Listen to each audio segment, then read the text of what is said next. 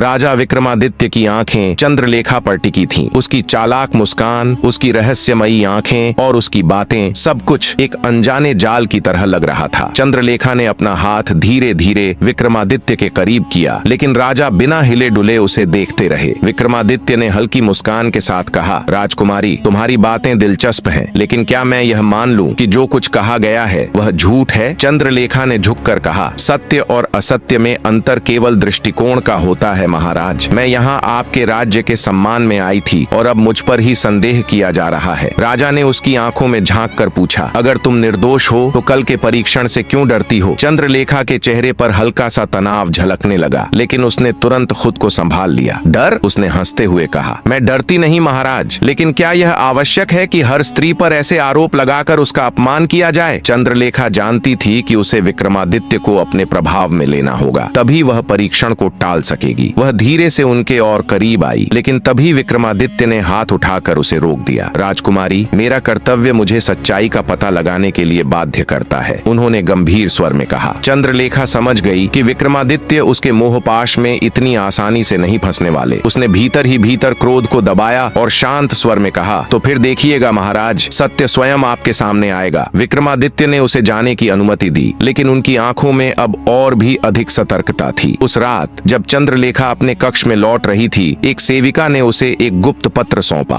पत्र खोलते ही उसके चेहरे का रंग उड़ गया। उसमें लिखा था, तुम्हारी पहचान अब छिपी नहीं रही। अगर तुमने कुछ नहीं किया तो सूर्योदय से पहले तुम्हारा अंत निश्चित है। चंद्रलेखा ने पत्र को कसकर मुट्ठी में भींच लिया। अब उसे जल्द ही कोई बड़ा कदम उठाना होगा, या तो वह बचेगी या फिर सदा के लिए मिट जाएगी। आगे क्या होगा ये जानने के लिए हमारे YouTube चैनल को सब्सक्राइब करें, वीडियो को लाइक और शेयर करें। आपको हमारी वीडियो कैसी लगती है कमेंट में जरूर बताइए। धन्यवाद।